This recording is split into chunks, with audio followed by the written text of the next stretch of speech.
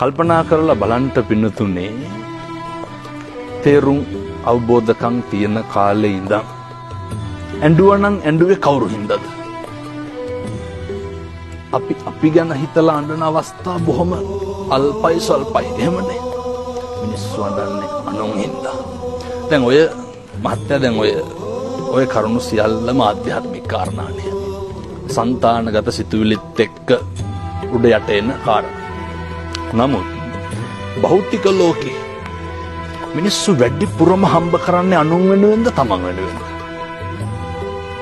මිනිස්සුන් තමන්ගේ ජීවිතේ මේක හරි සංවේදී සිද්ධියක්. සැප සතුට තීරණය කරන්න පුරුදු වෙලා ඉන්නේ අනුන් මත.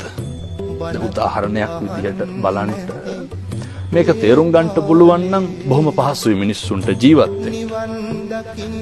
අපේ ගෙවල් දොරවල් වල තියෙන රන් රිදී ආභරණ තියෙනවනේ. ගෙදර ඉන්නකොට ඔය තියෙන්නේ කබඩ් එක ඇතුළේ දැන් ගෙල්ලගෙන තියෙන්නේ. මිනිස්සු ආරක්ෂිතව තැන්පත් කරලා තියෙන්නේ. ඒවා පළඳින්නේ මිනිස්සු අනුන්ට පේන්න. කවදාවත් අපේ අම්මලා තාත්තලා ගෙවල් වල ඉන්නකොට ඔය චේන් මුදුමාල බ්‍රේස්ලට් වලලු කරාබු දාගෙන ඉන්නවද?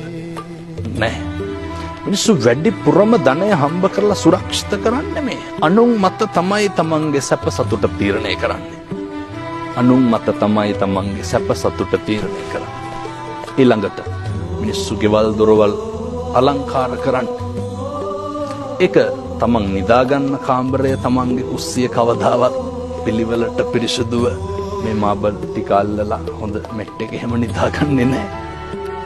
මිනිස්සු වැඩිපුරම වියදම් කරන්නේ අනුන්ට පේන හරියට. ඉගෙන ගන්න ඕන කාරණයක් තමයි, තේරුම් ගන්න ඕන කාරණයක් තමයි අපේ සැප සතුට තීරණය කරන්න ඕන අපි මත.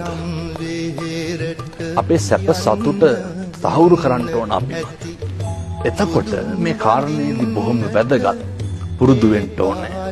අවශ්‍යතාවය ඉෂ්ට කරනවා විනා ආශාව පසුපස නොයයි. මොකද පින්නතුනි මෙහෙම දේශනා කරන්නට හේතුව අපිට අවශ්‍යතාවයන් සම්පූර්ණ කරගන්න පුළුවන්. හැබැයි කවදාවත් අපේ ආශාවන් සන්තරපණය කරලා ඉවර කරන්න හම්බෙන්නේ නැහැ. මේ කාරණේ ඔළුවේ තියෙන තාක්කල් මිනිස්සුන්ට පුළුවන් අනුන්ගේ දේවල් හොයන්න